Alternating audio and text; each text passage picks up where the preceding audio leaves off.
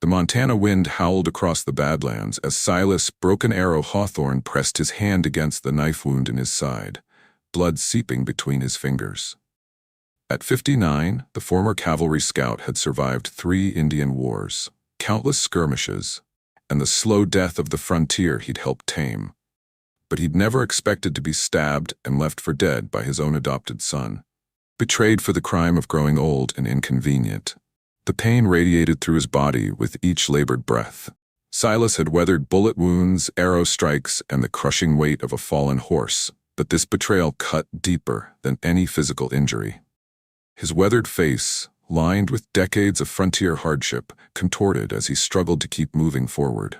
"You're finished, old man," Tommy Hawthorne had snarled, twisting the blade before pulling it free. "This territory belongs to the young and strong now.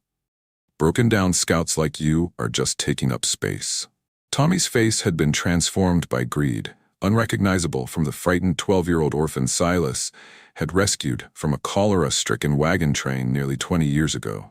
The boy Silas had taught to track, hunt, and survive had become a stranger with cold eyes and calculated cruelty.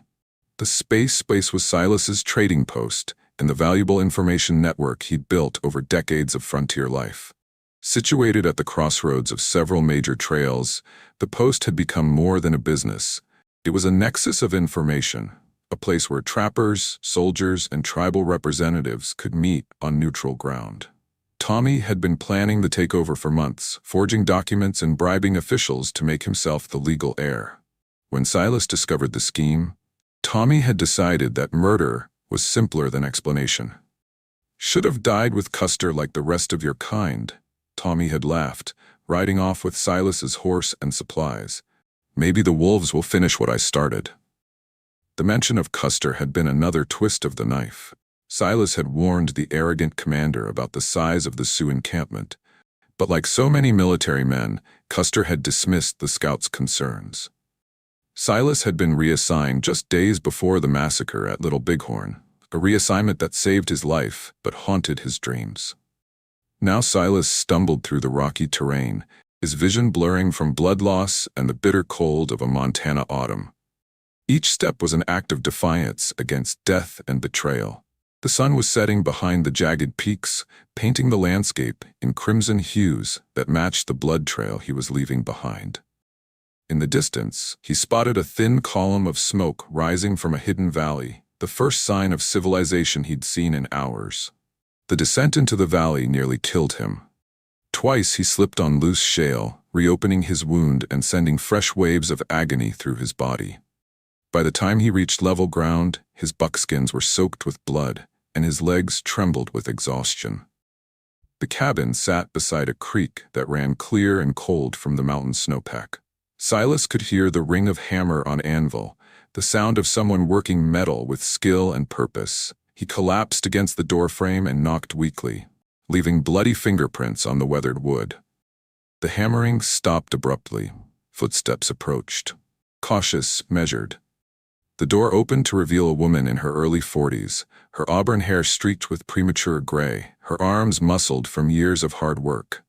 She wore a leather apron over practical clothes, and her green eyes held the wariness of someone who'd learned to trust carefully. "Jesus and Mary," she breathed in a thick Irish accent, taking in Silas's condition. "What happened to you then?" "Stabbed," Silas managed through gritted teeth. My son tried to kill me." The woman's expression shifted from surprise to determination.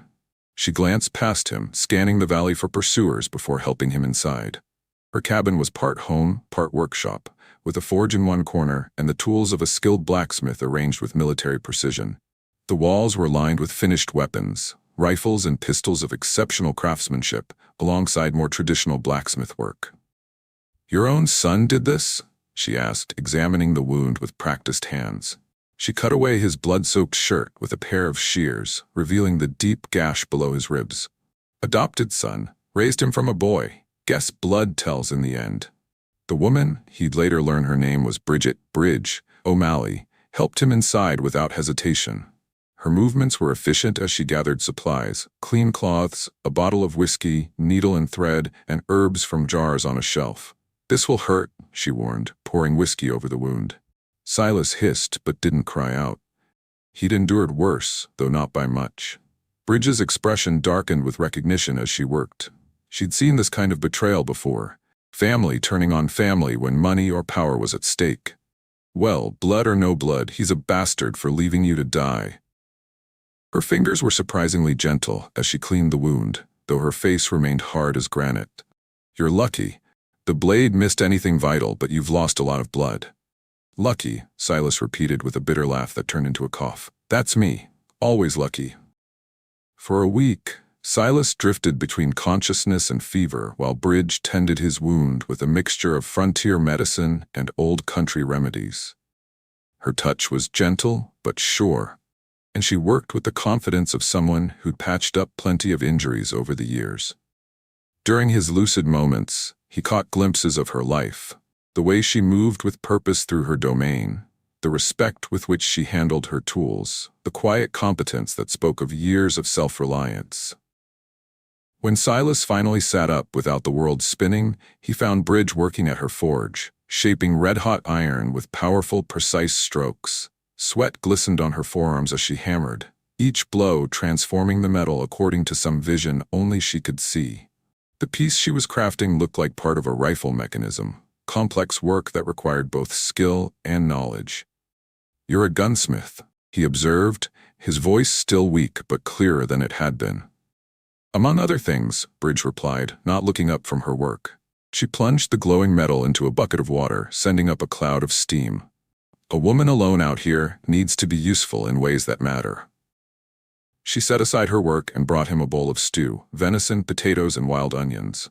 The food was simple but hearty, exactly what his recovering body needed. Why help me? Silas asked between careful spoonfuls. You don't know me. Could be trouble. Bridge's laugh was short and without humor. Mister, I've been handling trouble since before you got that knife in your side.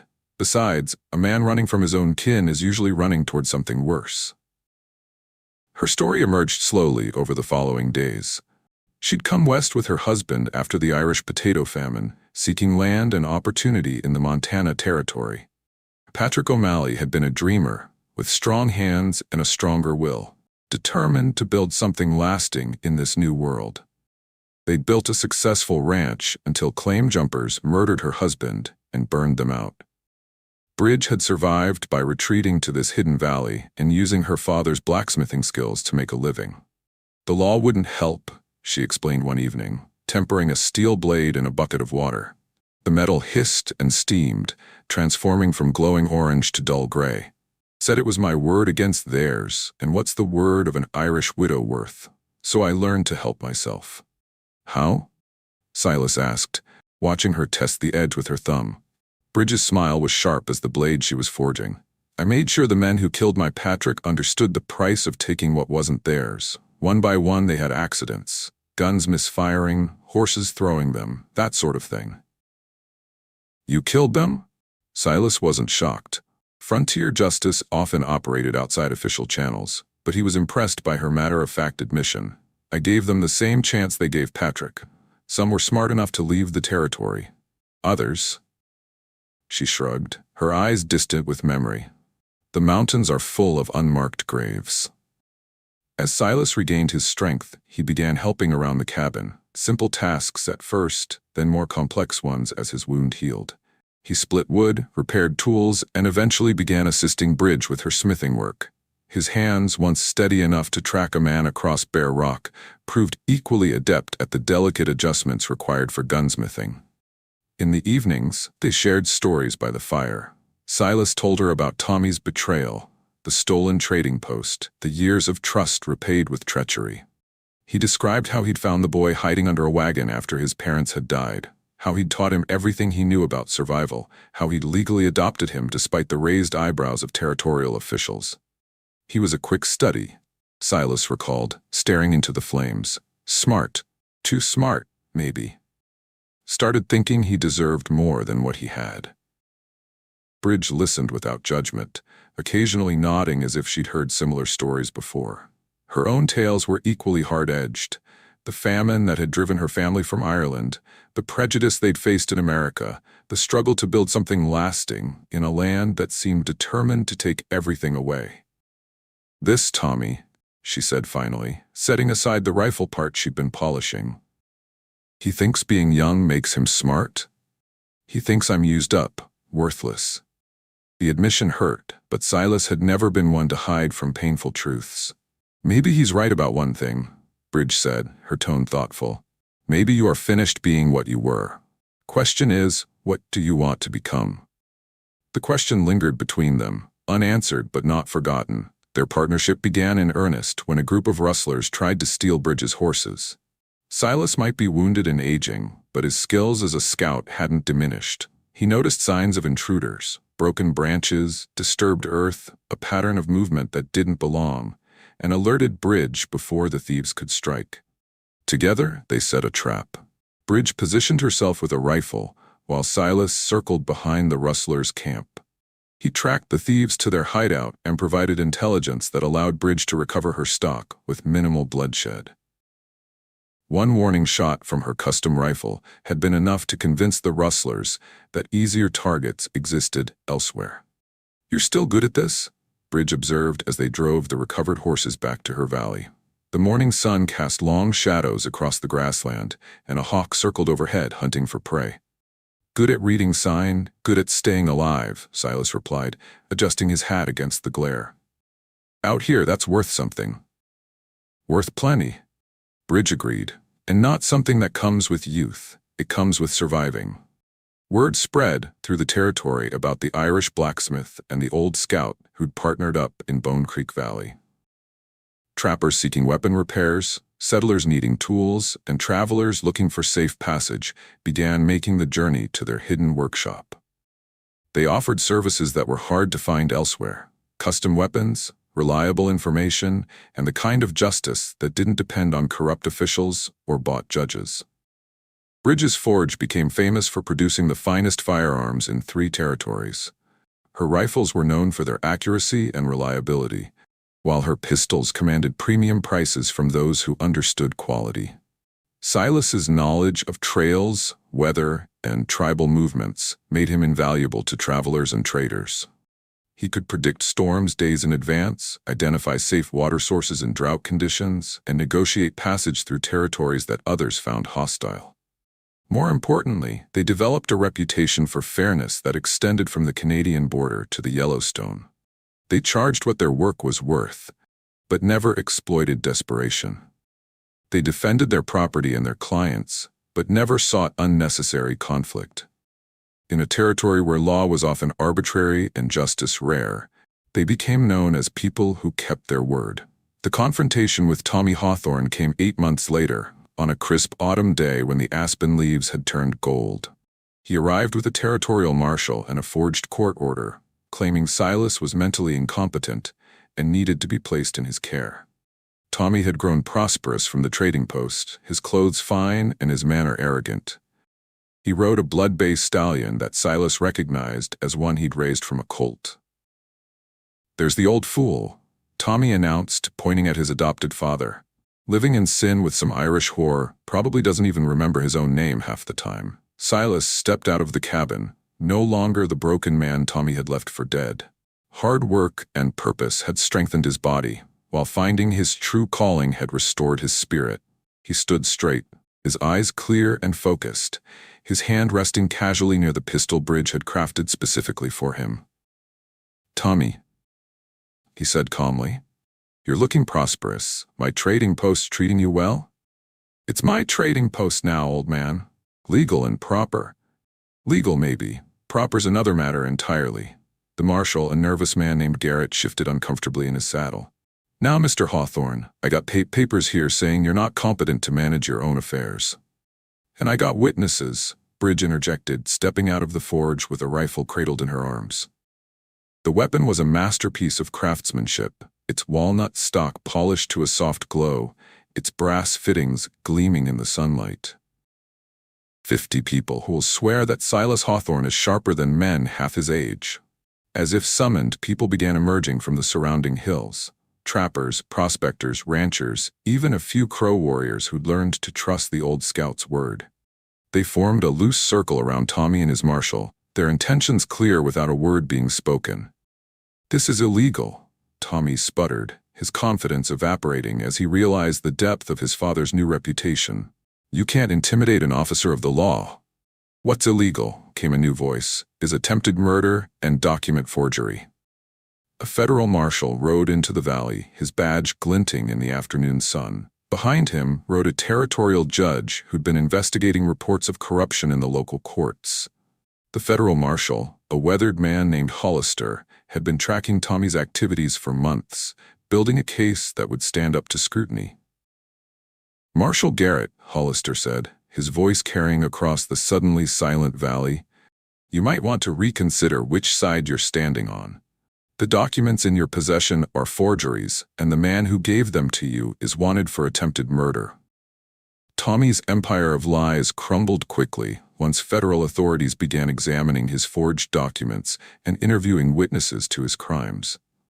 The trading post was returned to Silas, though he chose to sell it rather than return to his old life.